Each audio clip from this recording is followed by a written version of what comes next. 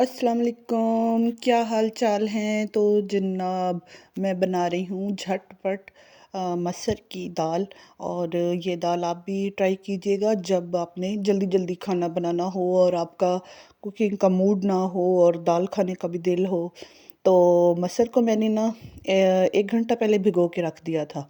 अब सब कुछ इसके साथ डाल देना है। मैंने मोटे मोटे प्याज और टमाटर और लहसुन और अदरक, ये सब्जियां गई इसके अंदर, और ये दाल गई इसके अंदर, और थोड़े से मैंने लौंग और मोटी इलायची और छोटा सा टुकड़ा दालचीनी का भी डाल दिया। बहुत अच्छा फ्लेवर बन जाएगा। और इसके अंदर 4 मसालों की गेम डाल दी। और अब इस कुकर को बंद करेंगे, लेकिन बंद करने से पहले ढक्कन को सील लगाया। सील लगाने के बाद मैंने इसके ऊपर ऐसे ऑयल लगा दिया है। ब्रश के साथ लगा लें, आप फिंगर के साथ लगा लें, और चारों कोनों में ऐसे अच्छी तरह फैलाकर लगा दें। ये ऐसा मैं इसलिए कर रही हूँ कि जब भी दाल बनाते हैं तो ये दाल ऊपर आती है। तो ऐसा ऑयल कर लगाने से ना तो दाल बाहर नहीं आएगी। तो मेरी तो आ जाती है, अगर आपकी नहीं आ रही तो आप ऑयल ना लगाया करें। अच्छा जी, रमज़ान से पहले जो है सफाइयों का प्रोग्राम शुरू किया हुआ है मैंने। तो उससे शेड्यूल के हिसाब से ना आज मैंने ये सारी मशीनें वगैरह साफ़ करनी थी, और किचन की कुछ हिस्से की डीप क्लीनिंग। किचन बहुत ही ज़्यादा सफाई मांगता है और एक एक चीज़ सफाई मांगती है। तो वैसे भी रूटीन के हिसाब से सफाइयाँ चलती हैं, लेकिन आपको पता है सब करते हैं। कुछ सफाइयाँ जो होती हैं वो वीकली वाइज़ करनी पड़ती हैं, कुछ मंथली वाइज़ करनी पड़ती हैं, और कुछ मतलब इस तरह। तो मैंने अब सोचा कि जो है ना रमज़ान का पूरा महीना जो है ना वो इतनी डिटेल सफाइयाँ मुझसे नहीं होंगी। तो ये जो है सैंडविच मेकर ऊपर-ऊपर से सारी ये चीज़ें हो जाती हैं, लेकिन एक दफ़ा अगर इनकी डीप क्लीनिंग हुई हो ना, तो दिल को तसल्ली रहती है कि ना मतलब चीज़ें साफ़ पड़ी हैं। अब ऊपर-ऊपर से तो कपड़ा हर रोज़ फिर जाता है, और कभी-कभी नहीं भी फिरता है। मिसाल के तौर पर बच्चे जो मेरे हैं ना, अब ये उमर भी और मरियम भी, ये रात को कॉफ़ी बनाते हैं और इस बेचारी मशीन के ऊपर बनाते हैं, और इसका तो हशर नशर हुआ होता है। और जो जिस जगह पर ये पड़ी होती हैं ना मशीनें, इस शेल्फ़ का भी ना बेड़ा गर्क हुआ होता है। तो मैं इन सब की कर रही हूँ डीप क्लीनिंग, तो फिर होती रहेगी बाकी ऊपर-ऊपर से सफाइयाँ इसकी।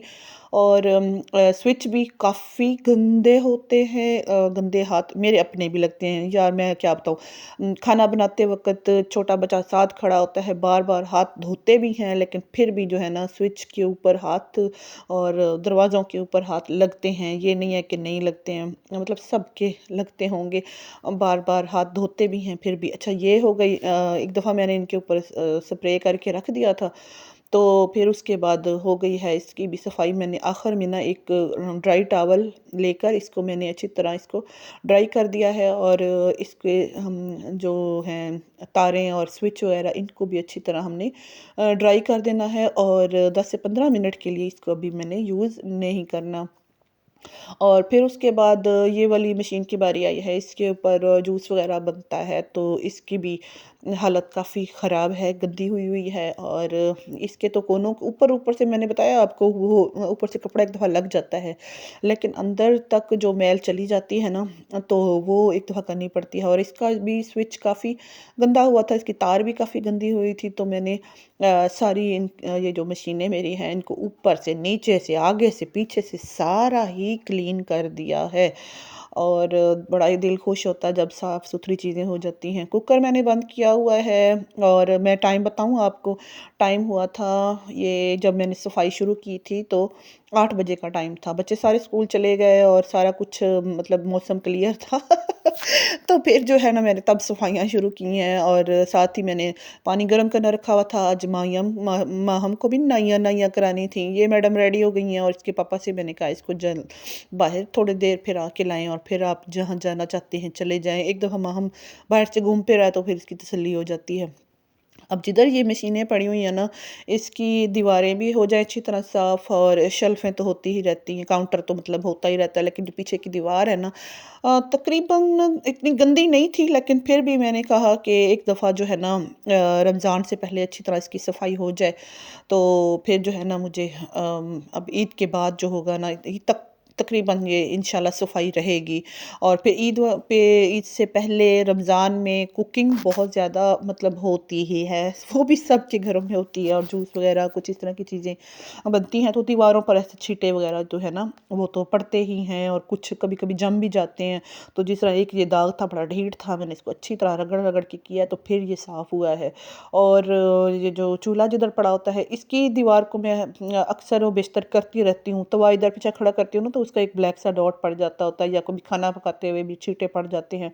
तो इनको मैं ऑलमोस्ट करती रहती हूँ। अब दूसरी साइड वो है वो मैंने क्लियर करनी है, और जो उधर मैंने ये चीज़ें रखी हैं ना तो अब उनको इधर सेट करके, तो थोड़ा-सा और टाइम मेरे पास बचा है, तो मैंने सोचा कि साथ ही अब ना जो प्याज़, आलू और लहसुन वाली टोकरी है ना, तो उसको भी मैं देख रही थी, वो भी क्लीन होने वाली है, उसको भी कर लेते हैं हम। सब्ज़ी जब भी आती है ना, तो कभी-कभी ऐसे भी होता है कि इमरजेंसी में भी सब्ज़ी आ जाती है, तो बार-बार मैं शीट चेंज ना भी कर सकूँ ना, तो इसके लोहे वाली है ये मेरा स्टैंड प्याज़ों वाला।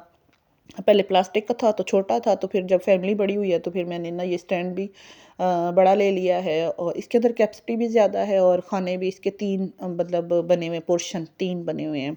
और पेपर मैं मेजरमेंट कर रही हूँ, असल में ना इधर मैं डालती होती हूँ ब्राउन पेपर, तो ब्राउन पेपर भी ख़त्म हुए हुए हैं, वो भी न्यू लाने वाले हैं। और फिर उसके बाद मैंने अभी ना कोई वाइट इनकी कॉपियाँ में से फाड़ कर ले आई हूँ, तो वो भी हो गई साफ़। और उसके बाद इनके पापा से मैंने कहा अपने लिए चाय बनाए, तो मेरे लिए भी बनाए, और थोड़ा सा मैं ब्रेक ले रही हूँ, फिर उसके बाद करेंगे बाकी घर का सफाई इतनी सफाई करके ना फिर ये ना कितना खिलाना पड़ जाता है, माँ हम चीज़ें उठा उठा के नीचे फेंक रही थी। तो जनाब सारा कुछ काम हो गया। अब दाल जो थी वो मेरी कुकर हो चुकी थी। अब उसके बाद अब गैस आई है, तो अब मैंने इसके अंदर थोड़ा-सा ऑयल डाल दिया। ऑयल ज़्यादा नहीं मैं डालती इसके अंदर। अगर आप डालना चाहें तो आप ऑयल ज़्यादा डाल लें। थोड़ा-सा मैंने इसको 5 मिनट भूना है, भूनने के बाद ये तैयार हो चुकी है। अब इसके अंदर मैंने डाल दिया थोड़ी-सी कसूरी मेथी और थोड़ा-सा ज़ीरा, और बहुत थक चुकी हूँ, बहुत थक चुकी हूँ। और आपने ना लाइक ज़रूर करना है, प्लीज़ सब्सक्राइब किए बगैर ना जाया करें। अच्छा जी, इजाज़त चाहती हूँ, अल्लाह हाफ़िज़।